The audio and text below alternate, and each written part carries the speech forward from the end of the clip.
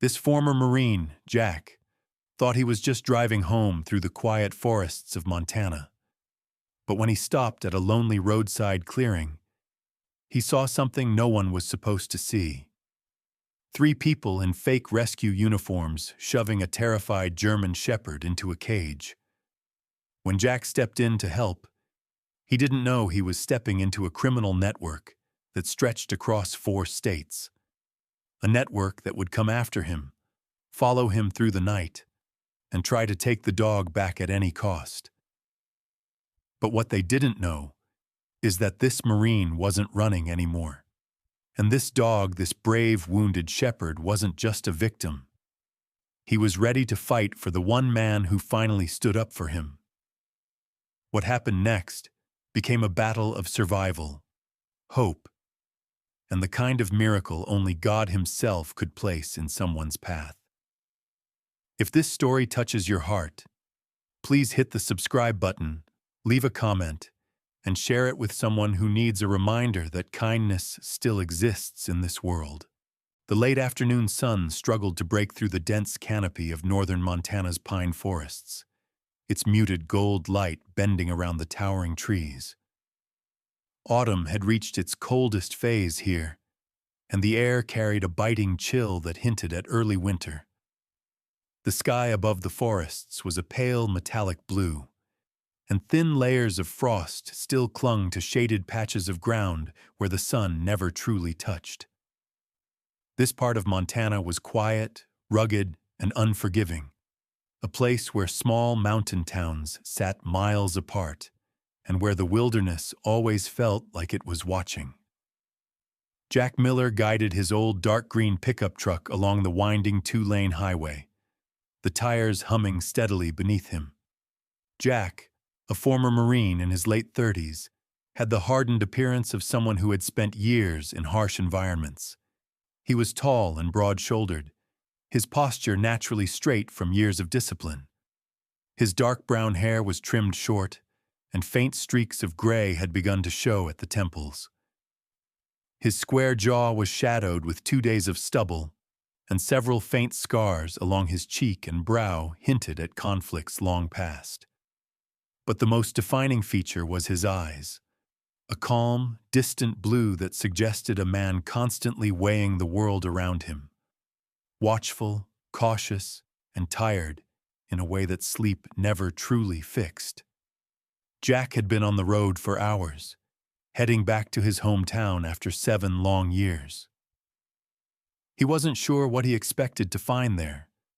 Maybe closure, maybe silence, or maybe just a place where he could breathe without feeling the weight of his past pressing down on him. The forest road curved sharply, and as Jack slowed, something unusual caught his eye at a rest stop clearing just ahead. A white cargo van and an old pickup truck were parked crookedly beneath the fading light. 3 people in bright yellow vests milled around the bed of the pickup, their movements hurried and strangely tense.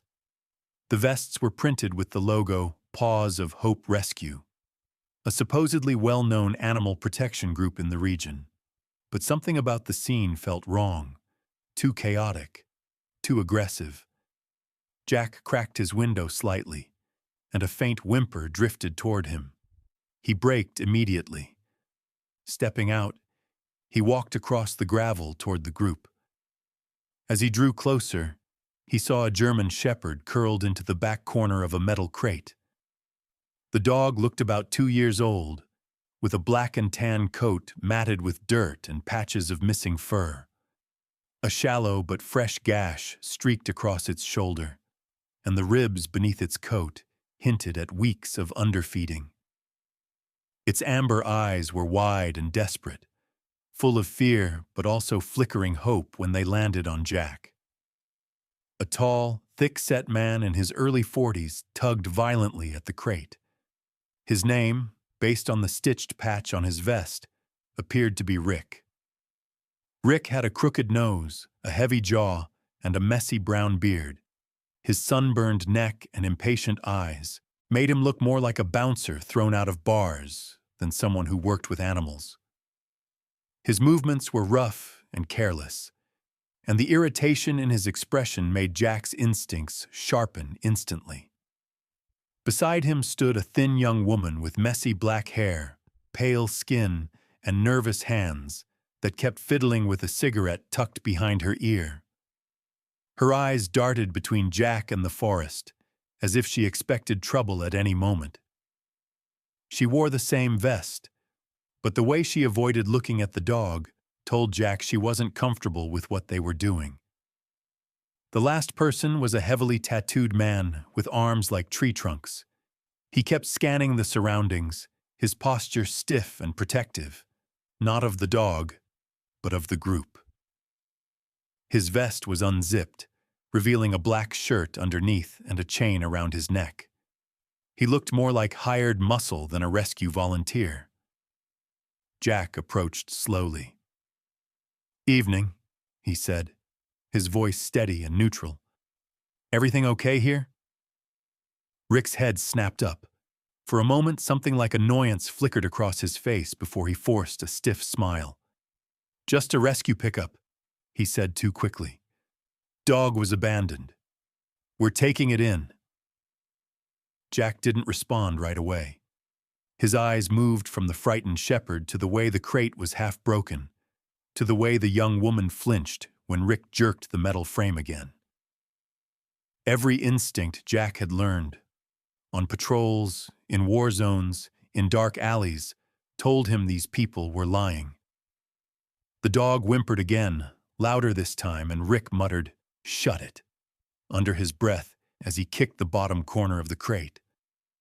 Jack's patience snapped. He stepped forward, positioning himself between Rick and the crate. "That's enough," he said quietly, the tone of a man who didn't need to raise his voice to be obeyed. Rick bristled. "Back off. This isn't your business." Jack's eyes hardened.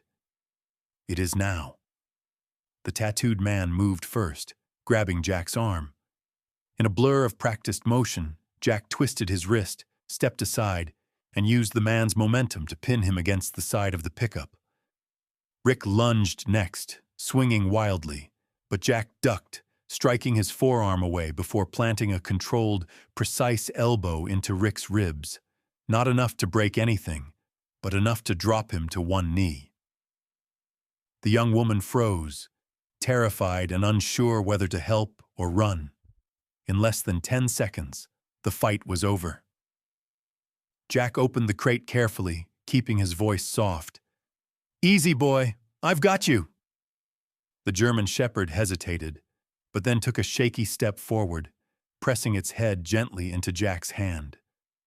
The dog's tremble slowly eased as Jack lifted it from the crate and carried it to his truck. Behind him, Rick wheezed, "You're making a mistake. That's stolen property." Jack didn't look back. "It's not property," he said. "It's a living being." He placed the dog on the passenger seat, shut the door, and drove off, leaving the furious shouts of the fake rescuers behind him. That night, in the quiet of Jack's temporary cabin deep in the woods, the German shepherd slept curled beside the fireplace. Still cautious, still scared. But for the first time in a long while, it slept without fear of being harmed.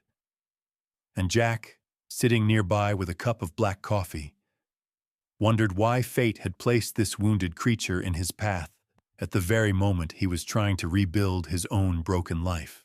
Early the next morning, pale light crept through the dense branches surrounding Jack Miller's remote cabin. Frost coated the mossy ground outside, and the air held a dry chill that signaled winter's nearness. Inside, the German shepherd lay curled near the fading embers of last night's fire. Up close in daylight, Jack could see more clearly how young the dog truly was. Barely 2 years old, lean beneath the dirt and scars, with a noble head and alert ears that flicked at every sound. Despite the trauma etched into its posture, there was an intelligence in its amber eyes, the kind of sharpness Jack had once seen in military working dogs he'd trained alongside. This dog had endured something far worse than neglect. Jack decided the first step was getting the animal examined properly. He wrapped the shepherd in a warm blanket, lifted it into his truck, and drove toward the nearest town, Thompson Falls, a modest mountain community with old wooden storefronts and a single veterinary clinic that had served the area for decades. The clinic was a sturdy log building with green trim and a hand-painted sign that read, "Parker Veterinary Care." Inside, the warm smell of cedar greeted Jack as he entered.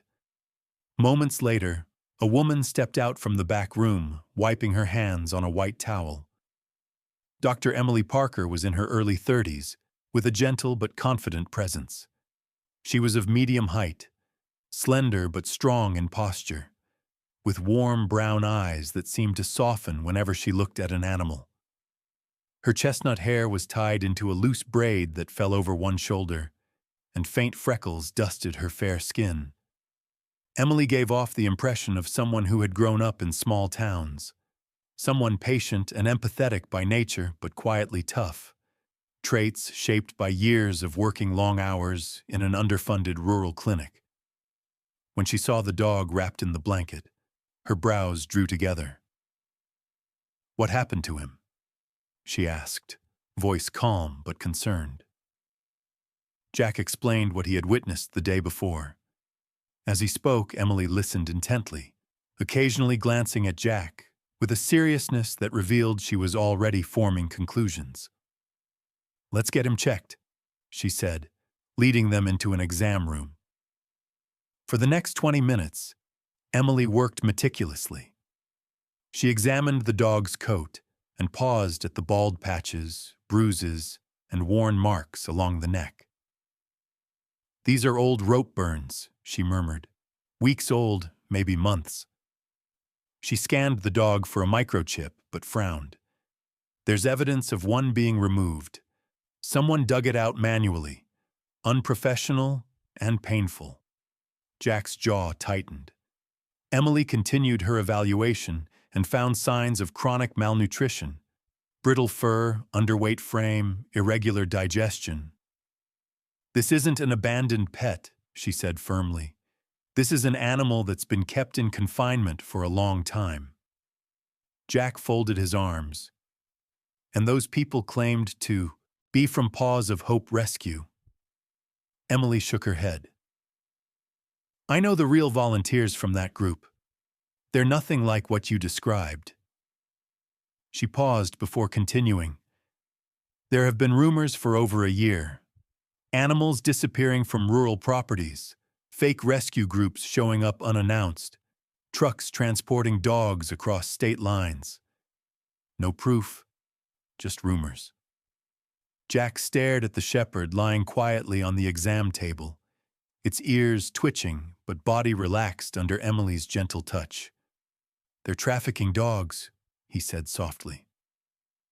Emily hesitated, then nodded. "It fits.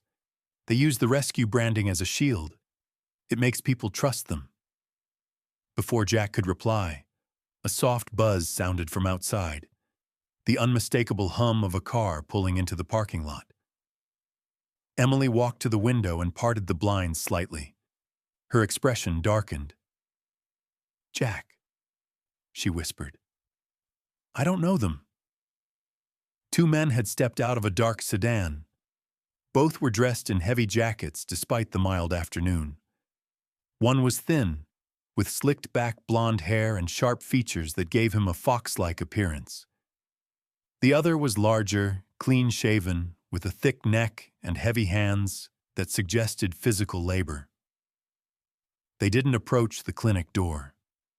Instead, they walked slowly around Jack's truck, pretending to check their phones while discreetly taking pictures. Jack's muscles tightened instinctively. Emily's voice dropped. "I've seen people like them hanging around town since last spring. They always watch but never talk. Locals say they're connected to something shady." Jack's mind processed the information quickly. The lies, the aggression, the missing microchip, the fake rescue team, and now men following his truck. He spoke quietly. "They're tracking the dog." Emily's hands trembled slightly as she moved toward the exam table, but her voice stayed steady. "You need to be careful. If they're part of that organization, they won't stop easily." Jack placed a reassuring hand on the German Shepherd's back. "I'm not leaving him with them." Emily nodded, admiration flickering in her eyes. "Good, but be ready. These people don't like losing anything they think belongs to them." Outside, the two men finished photographing Jack's license plate before stepping back into their sedan. The first step toward uncovering the truth had begun, and it was already clear that Jack and the dog were no longer safe. Night settled over the Montana woods like a heavy blanket, the kind that muffled sound and deepened every shadow into something darker. A thin veil of fog crept between the trees, and the cold air carried the scent of damp earth. Jack Miller stood at the window of his cabin, watching the tree line as the German Shepherd dozed lightly near the fireplace. The dog, still weak but healing slowly, adjusted its ears at even the slightest noise, a habit born from months of fear. Jack noticed how its ribs were less visible now, how its coat regained a faint shine under the firelight, and how its gaze had shifted from raw terror to cautious trust. But tonight, something felt wrong. Jack had learned to trust his instincts. They had kept him alive through ambushes, night patrols, and impossible situations overseas. And now, those instincts were whispering again. He stepped outside into the crisp darkness, his boots crunching lightly on frost. The forest was quiet, too quiet. No owls, no insects, no distant rustle of deer. Silence like this only happened when predators were nearby, or when people were moving where they didn't belong. Then he saw it. A distant pair of headlights weaving slowly between the trees on the old logging road that should have been abandoned decades ago. His pulse tightened. They had found him. The fake rescue group must have traced his truck using roadside cameras or local sightings. Now they were closing in. Jack headed back inside and grabbed the worn canvas backpack he kept near the door, an old habit from his Marine days. Inside were essentials: a flashlight, water, a knife, and basic first aid supplies. He knelt beside the German Shepherd, who lifted its head and looked at him with eyes that had already learned to read danger. "Time to go," Jack whispered. He opened the back door of the cabin just as the rumble of engines grew louder. Two vehicles now, one a dark sedan, the other a dirty off-road truck, crunched over gravel as they approached. The shepherd let out a low growl, deeper than Jack had heard before. It wasn't the fear growl of a trapped animal. It was a warning, a protective instinct awakening. Jack slipped into the forest with the dog close beside him. The trees offered cover, but the cold made the ground brittle, and every step risked snapping twigs. Behind them, car doors slammed, followed by sharp voices. "Split up! He can't get far!" Jack recognized the voice. It belonged to Rick, the aggressive man from the pickup. Even from a distance, his tone carried that same arrogant anger. Jack moved carefully through the trees, guiding the shepherd around fallen logs and thick brush. The fog provided some concealment, but flashlights soon sliced through the darkness behind them, thin beams sweeping back and forth like searching blades. A branch snapped nearby. Footsteps, too close. Jack and the shepherd crouched low behind a cluster of boulders. One of the men approached, a new face Jack hadn't seen before. He was tall and wiry, with a narrow face, a pointed chin darkened by patchy stubble, and cold gray eyes that reflected his unrest. His movements were quick and jittery, The kind of person driven not by duty but by desperation. Someone who wanted to prove himself to dangerous people. He muttered under his breath, "Boss is gonna kill us if we lose that dog again." He lifted his flashlight, scanning the area. The shepherd tensed.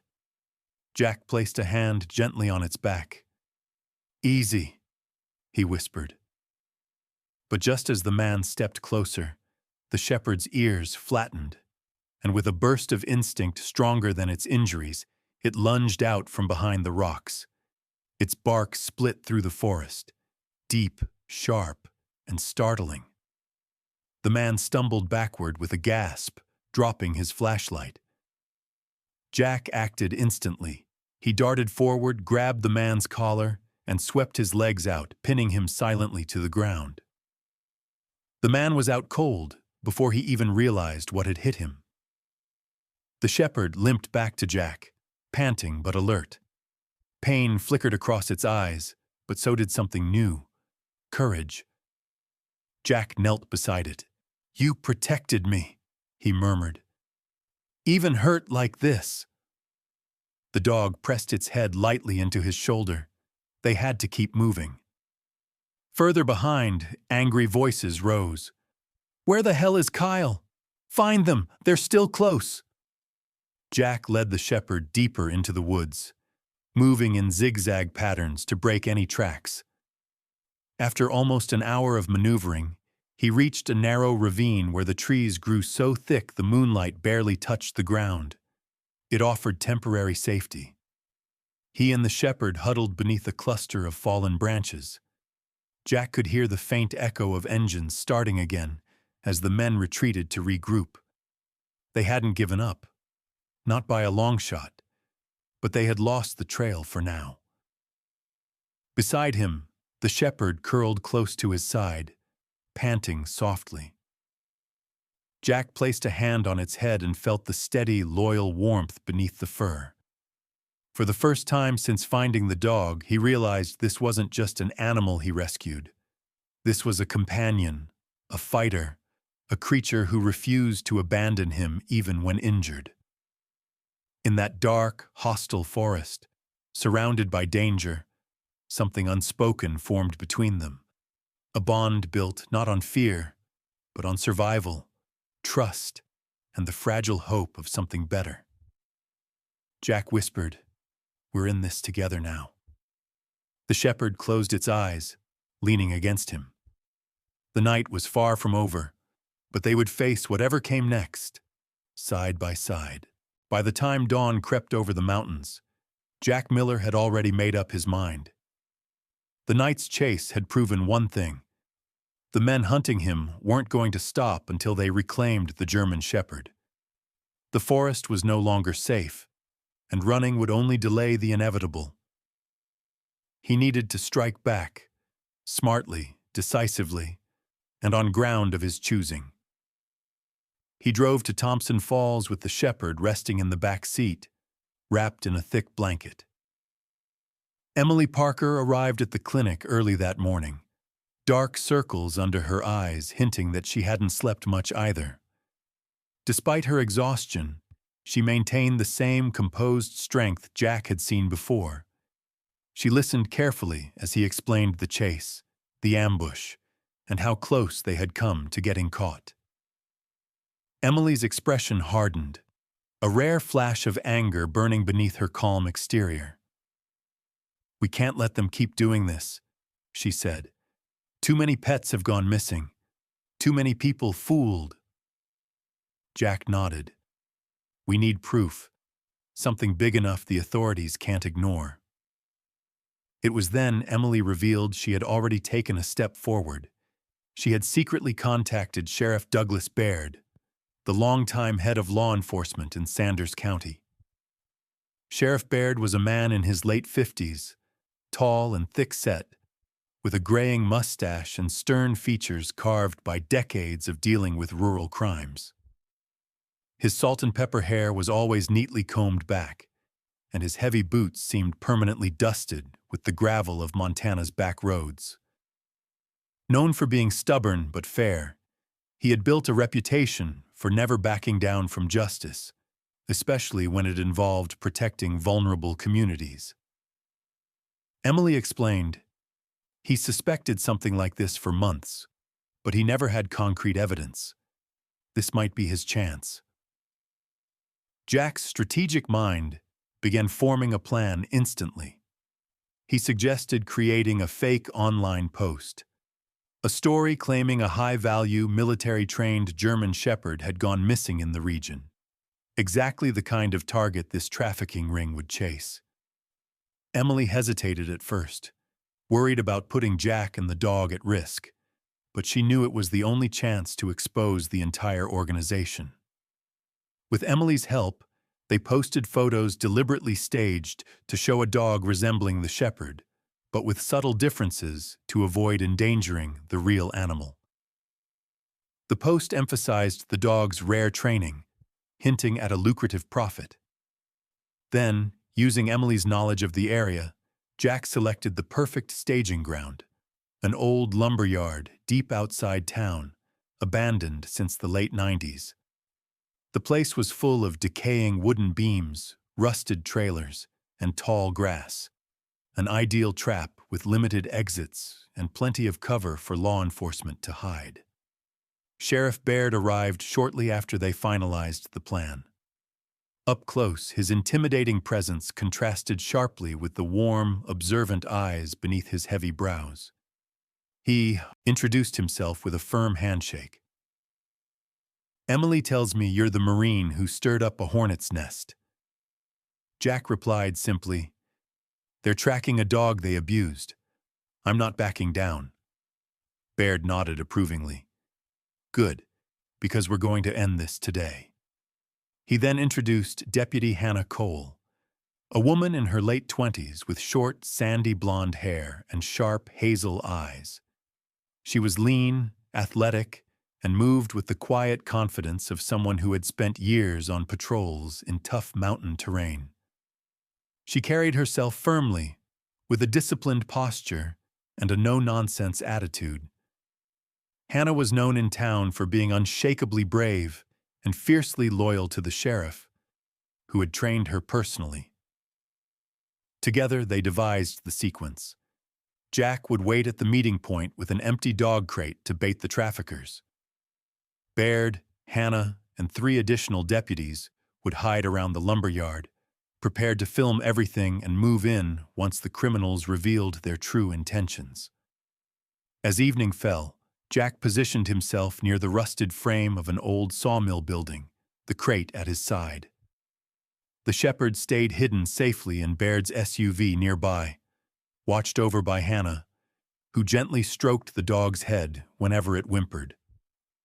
Soon, headlights cut through the darkness.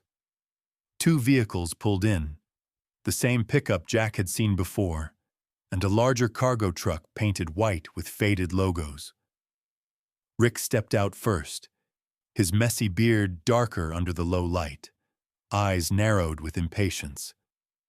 Behind him were 4 men, including the tattooed enforcer and the wiry young man Jack had briefly encountered during the chase. Kyle, now sporting a bruised cheek from their previous fight. "Where's the dog?" Rick demanded, trying to mask his excitement with suspicion.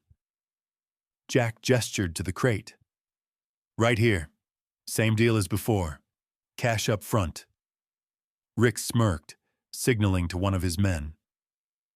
The tattooed enforcer approached carrying a tranquilizer dart gun, confirming everything they needed to expose.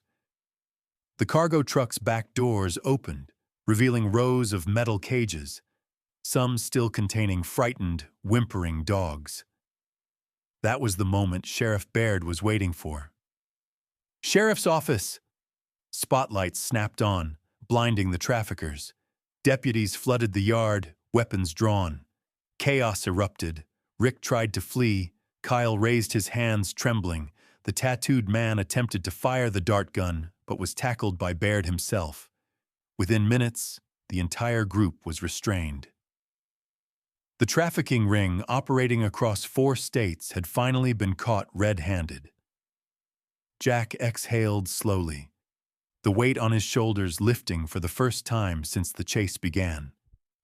He looked toward Baird's SUV, where the German Shepherd pressed its nose against the window, watching him with quiet trust. It was over. In the days following the raid, life in Thompson Falls settled into a tentative calm. News spread quickly across the small Montana town, how a dog trafficking ring had been dismantled, how dozens of stolen pets were rescued, and how one German Shepherd in particular had survived against all odds. For Jack Miller, the chaos of the previous days slowly gave way to something unfamiliar, a sense of purpose he had not felt since leaving the Marines. The Shepherd recovered under Emily Parker's careful supervision. The exam room where he'd once trembled in fear became a quiet haven filled with warm blankets, gentle hands, and the soft reassurance of Emily's voice. Day by day, the dog grew stronger. The cuts along his shoulder healed into faint scars. His coat regained its natural shine, black fading into a deep tan along his legs and cheeks. He filled out with healthy weight, revealing a powerful frame built for agility and endurance. Most telling of all was the transformation in his eyes. Once haunted, they now glowed with cautious curiosity and deep, loyal warmth. Emily, who had seen countless injured animals in her career, found herself unexpectedly moved. "He's remarkable," she admitted to Jack one afternoon as they stood beside the recovery bed. She tucked a loose strand of chestnut hair behind her ear, her brown eyes soft with relief. A dog that goes through this much trauma shouldn't trust anyone again so quickly. But he trusts you. Jack kneeled beside the Shepherd, gently scratching behind its ears. "He's tougher than he looks," he murmured. "He survived when a lot wouldn't have." The dog let out a low, content rumble, a sound far from the trembling whimpers of the first day. Emily touched Jack's arm lightly. "Have you thought about what happens next?" Jack nodded. He had been thinking about it for days. "I want to adopt him," he said, "if he's willing to stay with me." Emily smiled, a warm, genuine smile that softened the exhaustion in her face. "I think he already chose you." That evening, Jack brought the Shepherd back to his cabin in the woods. The forest, once silent with danger, now felt peaceful, washed clean by a recent drizzle. Inside, the fire crackled softly as the dog explored every corner, sniffing the rug, nudging open a bedroom door, circling the chair Jack always sat in. It was the first time Jack saw joy flicker across the Shepherd's face. Jack knelt beside him. "You need a name," he said quietly. After a long moment, he whispered, "Hunter." The Shepherd tilted his head, ears perked. The name fit. A survivor, a fighter, a loyal soul rediscovering the world. The dog pressed his forehead into Jack's chest in a gesture of acceptance. Over the following weeks, Jack settled into a new rhythm. Sheriff Baird, grateful for Jack's help, offered him a volunteer role in the county's community search and rescue team. Jack accepted. His Marine training had always been more than combat. It taught him navigation, survival, medical aid, and the ability to remain calm when others panicked. It felt natural to return to a life of service, not on foreign soil, but right here in the community that had shaped him. Hunter quickly proved himself a natural participant. Emily had estimated he was around 2 years old, strong enough to handle long treks. His senses were sharp, especially his ability to track sounds and scents. Under Jack's patient guidance, Hunter began simple exercises, finding lost objects, navigating uneven terrain, responding to voice commands. What surprised Jack most wasn't Hunter's ability. It was his enthusiasm. Every success seemed to fill Hunter with pride, as if he knew he was becoming something better, something useful. Emily often visited during training sessions, offering advice and cheering their progress. One windy afternoon, she watched Hunter locate a hidden glove beneath a fallen log. She laughed softly. "He's a natural rescuer," she said.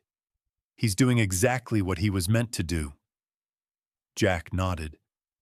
Maybe that's why he survived. He had more to do. As winter approached, Jack's cabin became a symbol of healing for both man and dog. Jack finally slept without nightmares, finding comfort in the steady sound of Hunter breathing beside his bed. Hunter no longer flinched at sudden noises or shadows. He knew safety when he felt it. On the first day snow dusted the forest in white, Jack stepped outside with Hunter at his side. The morning light filtered through the pines, casting long, serene shadows across the ground. Jack inhaled the crisp air and felt, for the first time in years, that he was exactly where he was meant to be. Hunter sat proudly beside him, chest lifted, fur shimmering under the pale sun. The scars on his body told the story of suffering, but the calm strength in his gaze told the story of survival. Jack rested a hand on Hunter's head. "Ready for the future, partner?" he asked. Hunter leaned into him in quiet affirmation. Together they walked forward, two souls once broken, now whole again, not just rescuing others, but rescuing each other. Sometimes, God doesn't send miracles as flashes of light in the sky. Sometimes, He sends them quietly, in the shape of a broken dog who needed saving, and a weary man who needed someone to save him, too. Jack thought he rescued Hunter, but in truth, they rescued each other. And maybe that's how God works most often in our daily lives, through the small moments, through the unexpected encounters, through the souls He places on our path right when we need them the most. Life can be hard. People can feel lost, but God never abandons us. He sends little signs, gentle reminders that healing is possible, through love, through kindness, through second chances, and sometimes through a loyal friend with 4 paws and a brave heart. If this story touched your heart, if you believe that God still works through everyday miracles, please share your thoughts in the comments. Tell us where you're watching from, and share a blessing or a prayer for someone who might need it today. Don't forget to share this video, hit the like button, and subscribe to the channel so more people can hear stories of hope, faith, and God's quiet miracles. May God bless you, your family, and every soul who watches this story. May His grace protect you, guide you, and fill your life with love just as He filled Jack and Hunter's lives with healing. Amen.